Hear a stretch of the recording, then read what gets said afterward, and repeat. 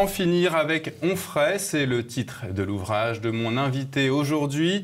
Il est ancien professeur de littérature américaine à l'université de Jean Monnet à Saint-Étienne. Gilles Maynet, bonjour. Bonjour Pierre Bergerot. Gilles Maynet, pourquoi vouloir en finir avec le philosophe Michel Onfray? S'agit-il de le censurer? Tout d'abord, je tiens à remercier TV Liberté pour l'invitation que vous m'avez procurée. Je dois dire que ce livre, qui est assez gros, assez substantiel, m'a pris plusieurs années, environ 3 ans et demi pour l'écrire. Et ensuite, ça a été quand même un peu, pour utiliser un pléonasme, enfin, ça a été quand même très difficile au niveau de la publication. Et finalement, j'ai trouvé un bon éditeur. Je suis très content avec Jean Vallon, mais ça n'a pas été facile du tout. Ça a été un peu le parcours du combattant. Comment vous l'expliquez d'ailleurs? Alors, ça c'était un premier indice. Ensuite, les retours. Il y a très peu de retours. Ouais. Donc, c'est pour vous dire, enfin, simplement, il y a eu quelques retours épars. D'abord, je veux dire, un petit article local, puisque j'habite au-dessous de Lyon. Et donc le journal local, le Dauphiné Libéré, on a fait une longue interview, mais qui a été amputée de moitié. La photo aussi était amputée, où je vais montrer le livre, on ne va plus le lire. Donc ça, c'est le premier indice. Ensuite, j'ai eu 4 minutes très intéressantes d'une radio juive. Et ensuite, plus récemment, Valeurs Actuelles m'a consacré une petite note de lecture, Philippe Barthelet, qui est très bien. Mais je veux dire, à part ça, c'est un peu le blackout total. Donc, ce qui me fait dire que publier sur Onfray, c'est pas facile.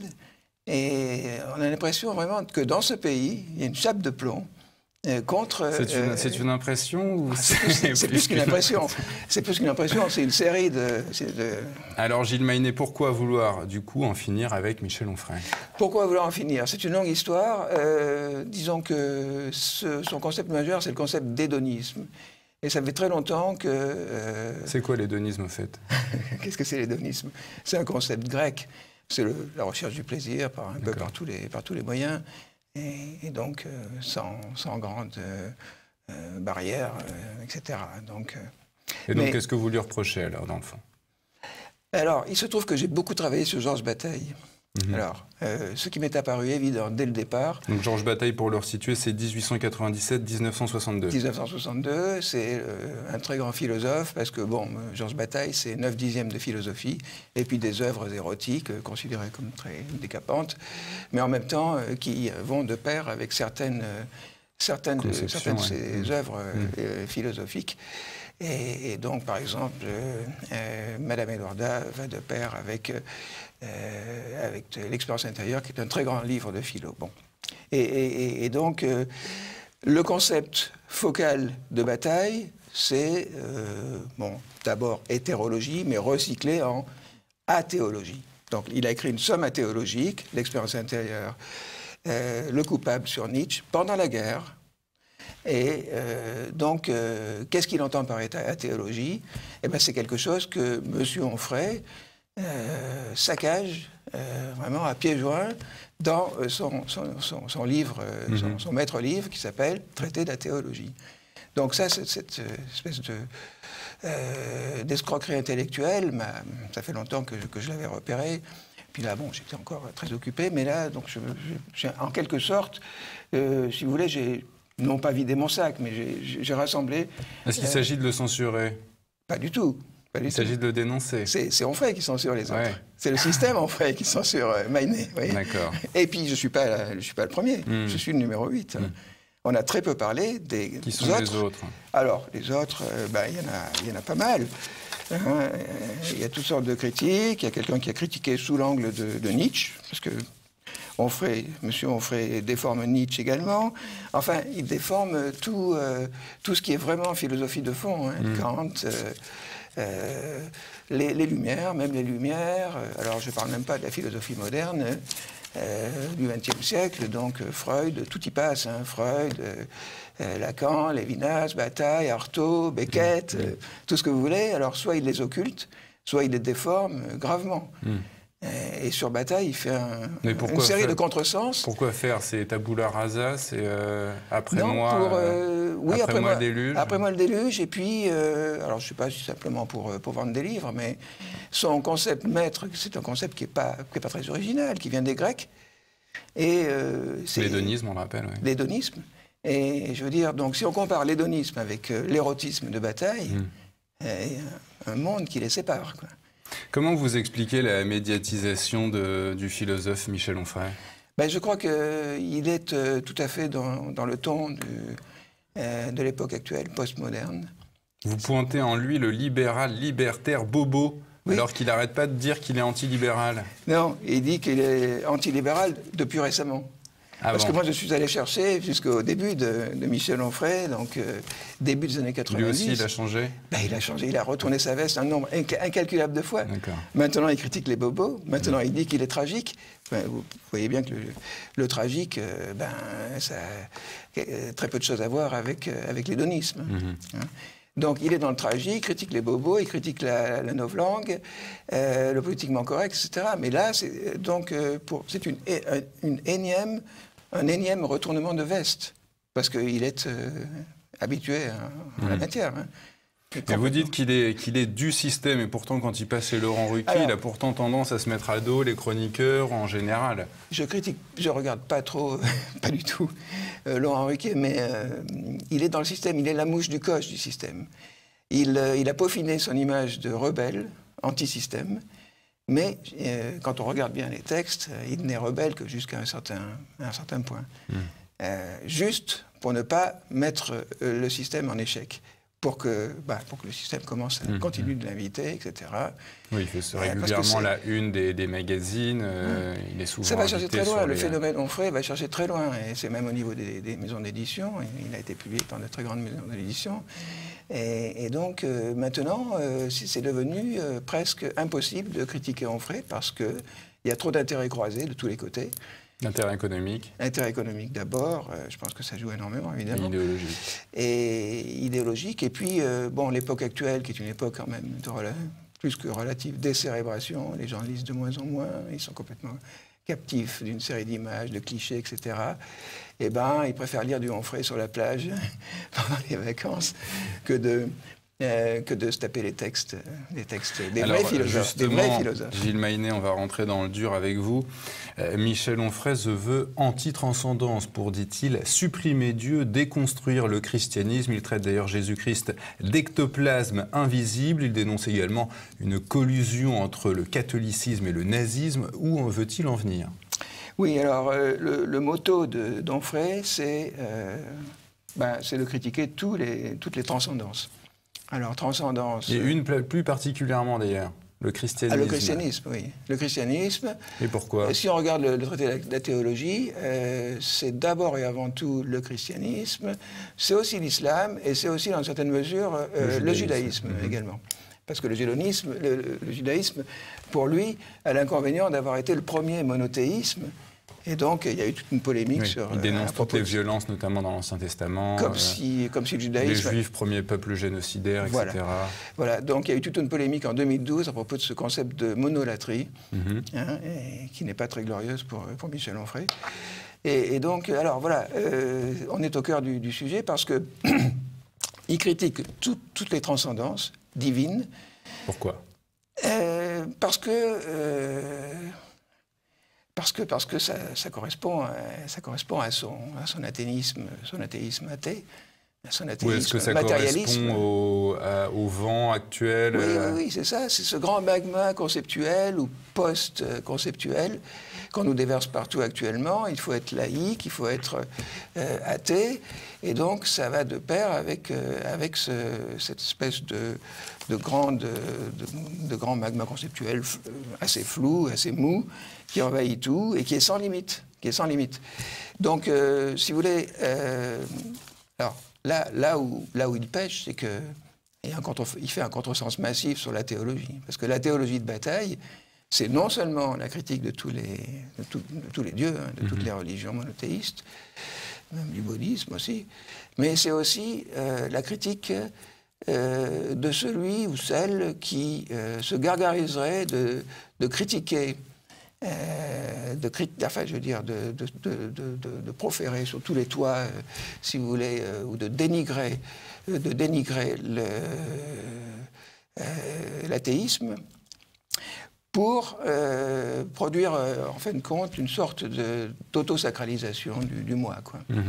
Et donc, si vous voulez, la théologie de Bataille n'est pas un athéisme. C'est un athéisme plus la critique de ce que Bataille dit dans l'expérience intérieure, c'est-à-dire de l'ipsé devenu tout. C'est-à-dire de toute récupération, si vous voulez, d'une non-transcendance qui en deviendrait en quelque sorte une sorte de nouvelle transcendance négative à critiquer sans fin, et tellement sans fin que, en fait, d'une plénitude, on retomberait sur une autre plénitude, et qui ferait en sorte que Michel Onfray, Monsieur Onfray, serait en quelque sorte le nouveau prophète de cette nouvelle plénitude. De l'agent de la démocratie, parce que j'ai l'impression que son credo, c'est un peu remplacer la théocratie par la démocratie, mais en France, on n'est pas en théocratie, donc... on n'est plus en démocratie. On n'est pas non plus peut-être en démocratie. Non, si vous voulez, c'est le pot pourri. C'est le pot pourri. La démocratie, c'est pour lui, c'est la solution à tous les problèmes, quoi. C'est un fourre-tout conceptuel. Mais lui, il ne considère pas qu'en France, on est en démocratie, puisqu'il affirme qu'il... Enfin, il le considère peut-être, mais en tout cas, il dit qu'il ne participe pas au scrutin. Donc, est-ce que vous ne voyez pas là un paradoxe entre le fait de promouvoir la démocratie et le fait de dire, de toute façon, je ne vote pas? Depuis toujours, il est pour la démocratie. Alors là, il y a peut-être encore un retournement de veste facile de sa part. Mais pour lui, je veux dire, encore une fois, je le redis, la démocratie, c'est la solution à tous les problèmes. C'est le peuple, c'est la novlangue, etc. Et donc là, il a bon dos de la critiquer, après avoir l'avoir tant vanté. C'est comme pour le tragique, il a retourné sa veste. Maintenant, il est tragique, il n'était pas du tout avant, puisque vous voyez bien que le tragique est complètement antithétique avec son concept majeur d'hédonisme. Il est contre les bobos, alors qu'il a produit, à mon avis, des bobos en quantité multitudinaire. Et ça continue. En est-il un lui-même, selon vous? Comment? En est-il un lui-même, selon vous, un Alors, bobo? je pense que c'est un super bobo qui se cache. Enfin, un bobo en Normandie? Bon, pas forcément en Normandie, si vous voulez, mais bon, c'est un super bobo qui fait mine de ne pas l'être. Mais il a... je fais des analyses à partir de Ortega y Gasset, le philosophe. On y vient après, oui. Et donc, il rassemble les trois composantes... on va y venir. Je voudrais juste avant vous interroger, Gilles Maynet, sur le fait que vous l'accusez de parasiter les concepts de la philosophie, et donc à commencer par l'érotisme et la théologie de Georges Bataille. Comment s'y prend-il sur l'érotisme de Georges Bataille, par exemple? Pour l'érotisme, Georges Bataille va infiniment plus loin qu'Onfray. Pour Bataille, l'érotisme, c'est un moment d'excès, d'exception. Donc, c'est, pour le citer, c'est l'excès désigne l'attrait sinon l'horreur, tout ce qui est plus que ce qui est. Car si elle ne peut le détruire, l'horreur renforce l'attrait.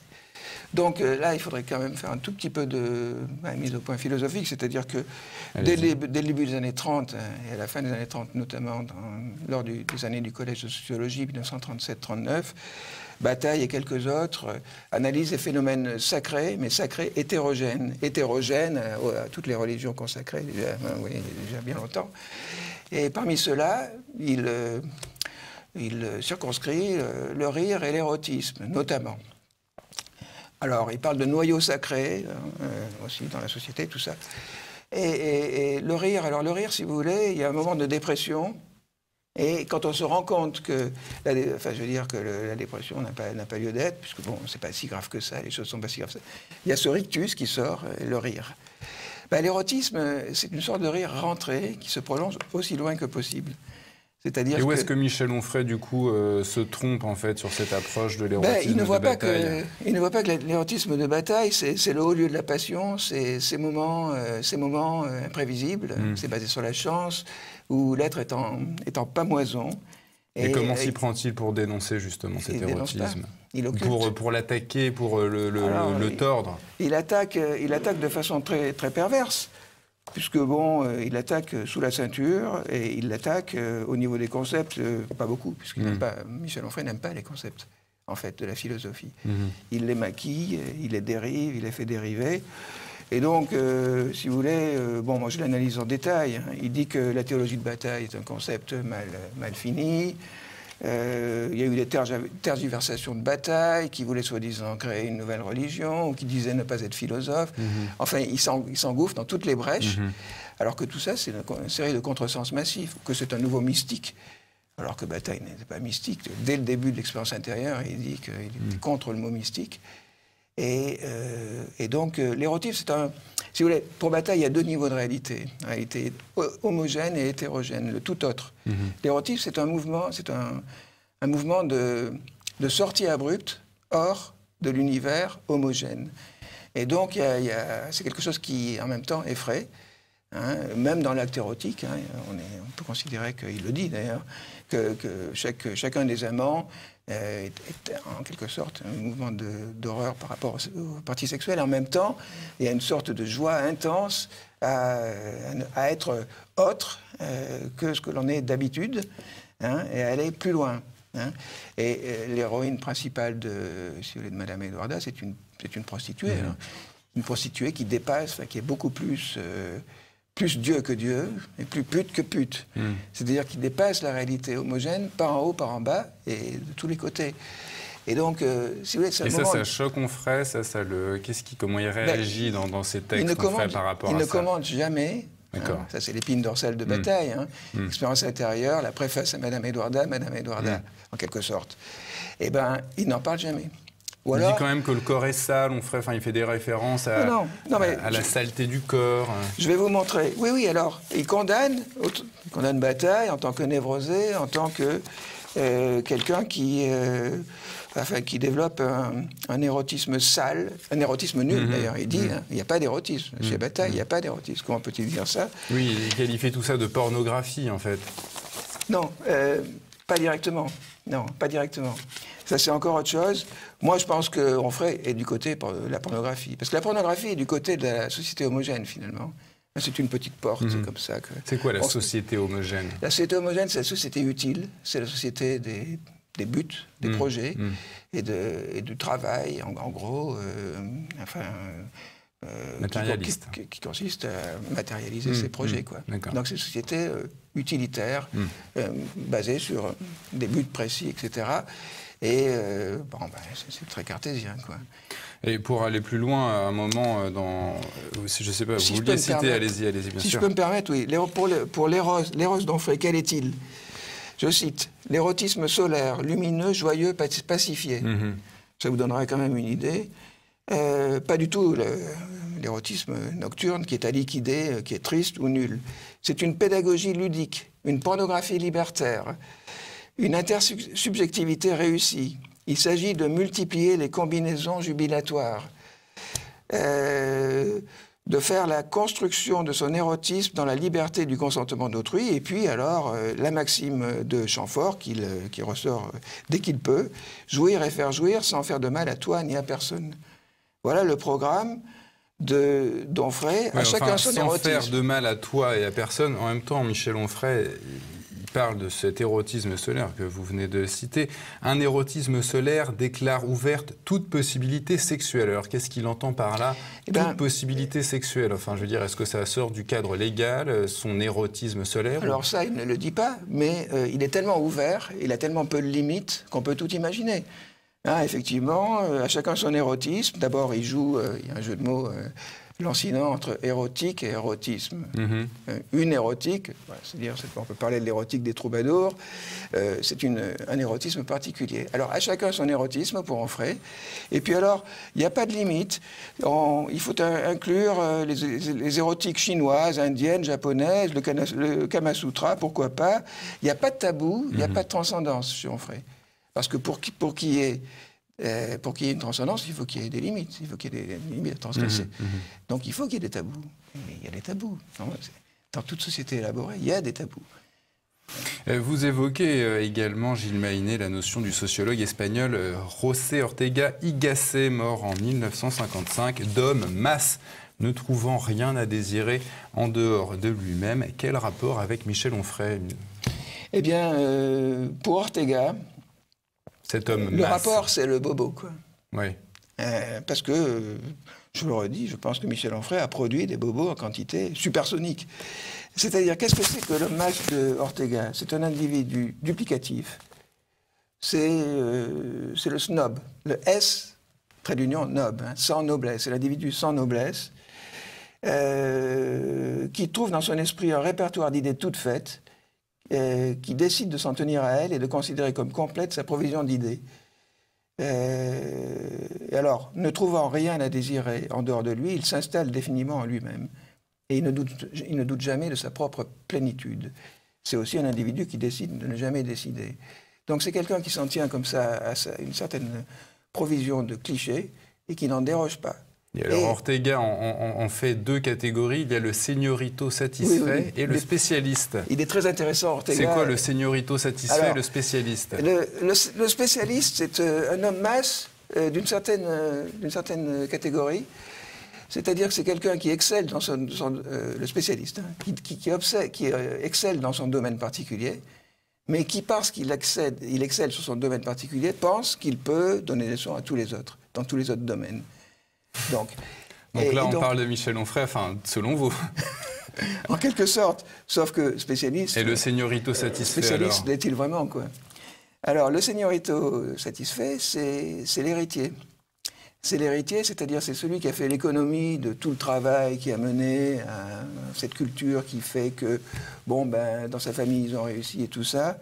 Et donc, il feint de... Lui, alors, il est un peu plus complexe, il feint de tout savoir. Mais c'est un manigancier. Mm-hmm. Hein? Donc, c'est une autre sorte d'homme masse. Parce que ce sont des gens qui contribuent à produire des bobos, des hommes masses en grande quantité. Il y a aussi le jeune homme, le jeune homme qui évolue dans un scandaleux provisoire. Et donc, ce sont des coquilles vides. Ce sont des coquilles vides parce qu'ils n'ont pas le vécu, l'expérience qui leur ferait éprouver, si vous voulez, la culture, l'histoire de la culture. C'est des gens qui échappent à la transcendance, quelque part? Alors, oui, bien sûr, puisqu'ils s'en tiennent... Puisqu'ils sont satisfaits de ce qu'ils ont, de ce qu'ils sont. Tout à fait. Et alors, tous les contrevenants, ce sont des gens qui flinguent les contrevenants. Hein. Donc, ils les invitent, j'admire les intellectuels et tout ça, ils sont très contents en leur présence, mais à la moindre occasion, ils les flinguent. Quand on leur dit vraiment la vérité, voilà. Donc, la société actuelle, c'est une société en auto-perfusion permanente, si vous voulez. Et donc, Onfray, le sacré, en quelque sorte, il est dégonflé. Mm-hmm. Il est complètement dégonflé par la novlangue, par les trahisons multiples d'Onfray. Parce qu'Onfray est tellement lu, il a plus de 100 livres maintenant. Vous imaginez un peu le nombre de personnes qu'il a pu